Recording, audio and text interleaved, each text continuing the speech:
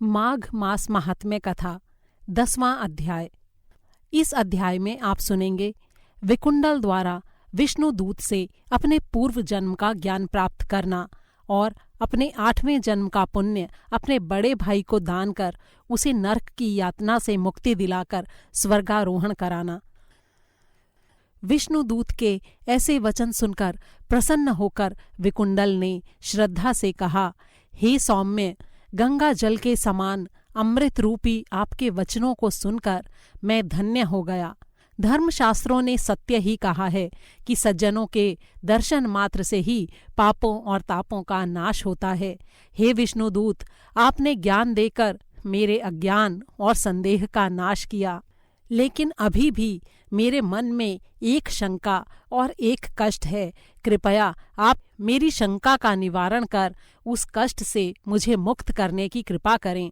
कृपया मेरे बड़े भाई की नरक से मुक्ति का कोई उपाय मुझे बताइए।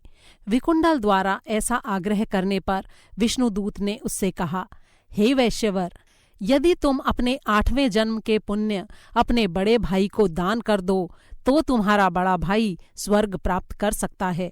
विष्णुदूत के ऐसा कहने पर विकुंडल ने उससे कहा, हे विष्णुदूत, मैं अपने बड़े भाई को नरक से मुक्त कराने के लिए अपने 8वें जन्म के पुण्य दान करने को तैयार हूँ, लेकिन मुझे अपने 8वें जन्म की कोई भी याद नहीं है।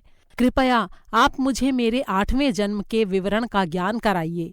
मैं 8वें जन्म में क्या था और मैंने उस जन्म में ऐसा क्या पुण्य कार्य किया था? वो पुण्य कार्य मेरे द्वारा किस प्रकार संपन्न हुआ था? ऐसे सारे प्रश्नों के उत्तर देकर मुझे ज्ञान दीजिए, मेरा मार्गदर्शन कीजिए।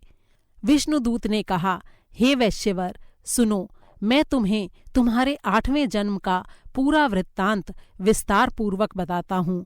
ध्यान से सुनो। बड़े ही प्राचीन काल में मधुवन में महर्षि शाकली निवास करते थे।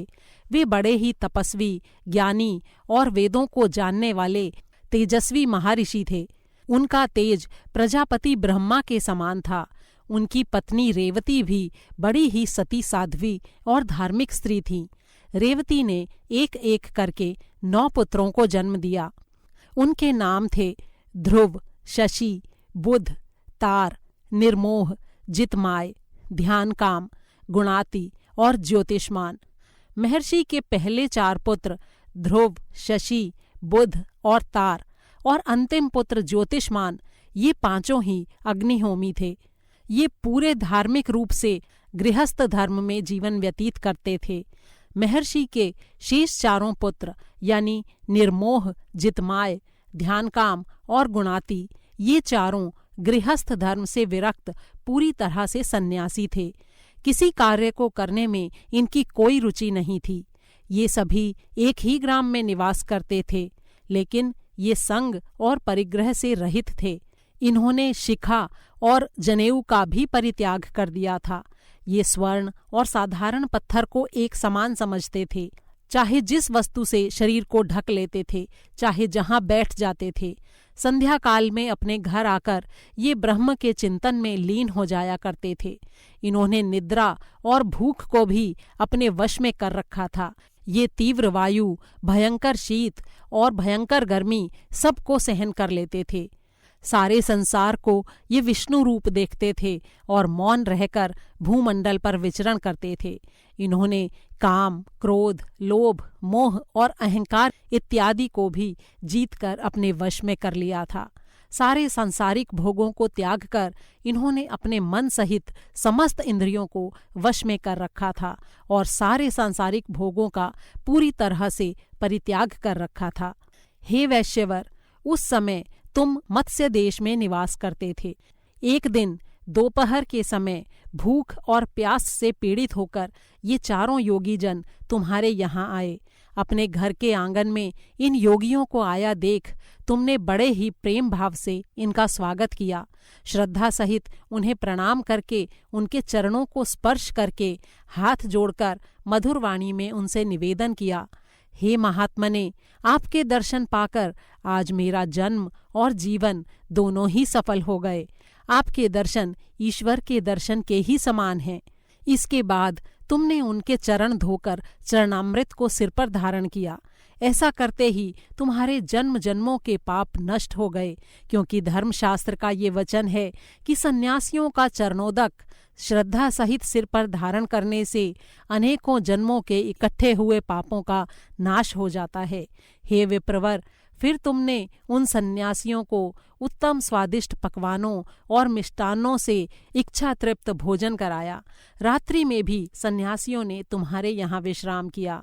उन्होंने संतुष्ट और प्रसन्न होकर अपने नियम के अनुसार पूरी रात भगवान का भजन किया।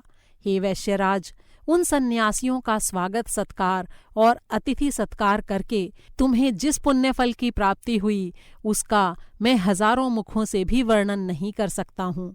सृष्टि के सारे जीवों में मनुष्य को ही बुद्धिमान प्राणी माना गया है। मनुष्यों में भी ब्राह्मण को श्रेष्ठ कहा गया है। ब्राह्मणों में भी विद्वान ब्राह्मण को कृत बुद्धि कहा गया है, और कृत बुद्धियों में क्रिया करने वाले और क्रिया करने वालों में ब्रह्मवादियों को श्रेष्ठ माना गया है। क्योंकि ये तीनों लोकों में श्रेष्ठ माने गए हैं, इसलिए इनकी पूजा करना मनुष्य का कर्तव्य धर्म है।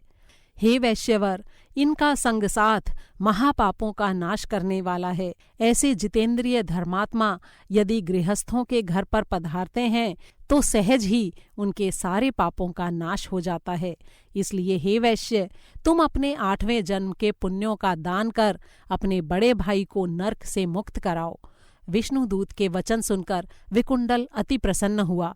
उसने अपने 8वें जन्म के संचित पुण्यों का तत्काल अपने बड़े भाई को दान कर दिया। इससे उसके बड़े भाई को नरक से मुक्ति प्राप्त हुई। तब दोनों पर देवताओं ने पुष्पों की वर्षा की और उन्हें स्वर्ग ले गए। विष्णुदूत भी दोनों भाइयों द्वारा पूजित होकर विष्णुलोक को लौट गया। हे राजन, जो भी श्रोता भक्तिपूर्वक इस इतिहास को पढ़ेगा अथवा सुनेगा, वो निष्पाप होकर 1000 गौओं के दान के पुण्य फल को प्राप्त करेगा। इति श्री माघ महात्म्ये भाषा टीकायां 10मोऽध्यायः संपूर्णम्। 10वां अध्याय समाप्त हुआ।